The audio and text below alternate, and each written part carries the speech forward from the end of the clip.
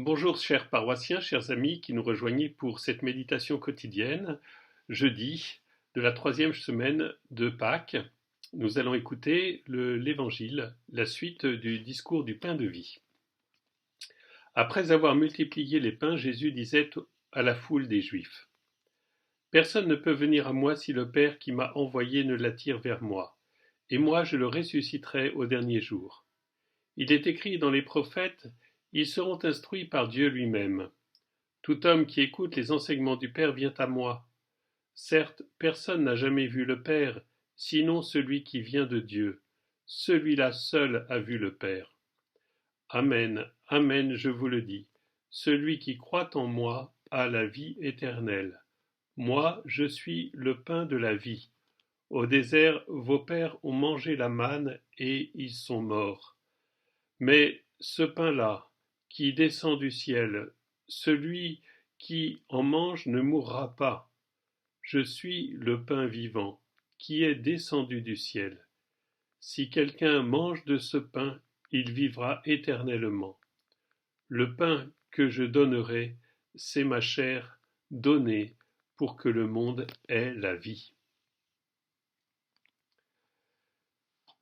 Avant de commenter légèrement cet évangile, je voudrais revenir sur la première lecture que je n'ai pas lue, qui est un passage des Actes des Apôtres, où l'on voit Philippe qui est envoyé auprès d'un eunuque pour le baptiser, et qui à la fin est repris par Dieu.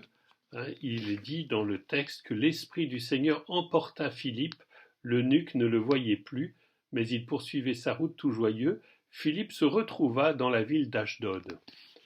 On se dit c'est un peu extraordinaire de voir Philippe qui est de cette façon transporté par l'Esprit Saint dans son corps, dans tout son être.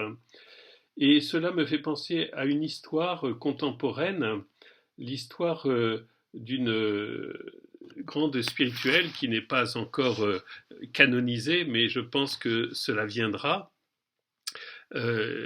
et qui a vécu pendant la dernière guerre mondiale, une religieuse,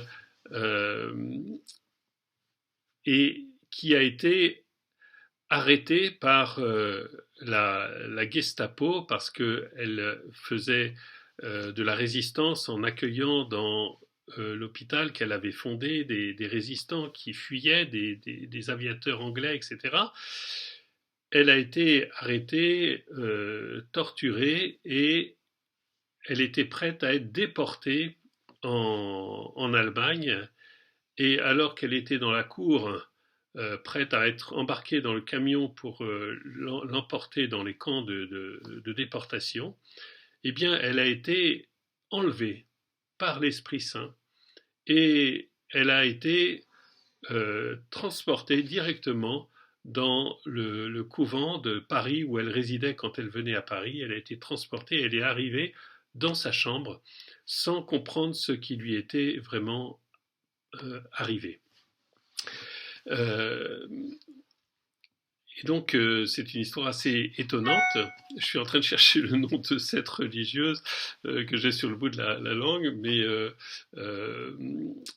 Yvonne Aimée de Malétroit, voilà, j'ai trouvé son nom, Yvonne Aimée de Malétroit, une histoire, une sainte absolument étonnante. Donc, c'est arrivé à Philippe il y a 2000 ans, mais c'est des choses qui peuvent encore arriver, que la puissance du Christ et la puissance de l'Esprit sont capables d'accomplir encore aujourd'hui. Pour en revenir au pain de vie, nous sommes dans le récit d'un changement, d'un élément radical, c'est que jusque-là, Jésus parlait de sa personne comme étant le pain de vie. Sa personne, il est le Verbe de Dieu, la parole de Dieu qui est venue dans notre monde. Et là, il dit, c'est ma chair qui est le pain de vie. Il annonce clairement l'Eucharistie, son corps, sa chair qui va être donnée en communion aux hommes. Et donc dans sa personne, il y a toute sa divinité, mais il y a aussi cette humanité, et dans son humanité, sa chair et son sang, qui vont être le lieu même, la source même de la communication de la vie divine pour les hommes en ce monde. Il y a là quelque chose d'absolument merveilleux, d'absolument étonnant, inimaginable et nous le savons, ces auditeurs ne vont pas comprendre ce qu'il dit, ils ne vont pas être capables de comprendre et c'est tout à fait, on aurait été à leur place sans doute pareil. Donc il ne parle plus simplement d'une façon symbolique en disant qu'il est le pain de vie envoyé par le Père pour nourrir les hommes par sa parole et par sa vie, mais il est aussi le pain de vie par sa chair qu'il va livrer sur la croix, qui ressuscitera et qu'il va donner au monde dans l'Eucharistie. Alors je sais que je parle à vous qui avez faim de cette Eucharistie dont vous êtes privés depuis plusieurs semaines. Creusez, creusez, creusez encore en vous ce désir de l'Eucharistie pour que, au moment où vous allez pouvoir la retrouver et l'accueillir à nouveau, vous puissiez vraiment la recueillir avec toute la foi et toute la ferveur que ce don extraordinaire demande, et que vous puissiez aussi, à travers cette attente, continuer aussi à vous repentir de tous les moments où peut-être vous l'avez reçu avec trop de légèreté, avec trop de superficialité. Oui, ce don est immense, c'est le Christ lui-même. Demandons au Seigneur qu'il nous ouvre notre cœur, qu'il nous garde dans la foi et qu'il nous éduque à le recevoir et en le recevant, à nous convertir. Bonne fin de journée, à très bientôt.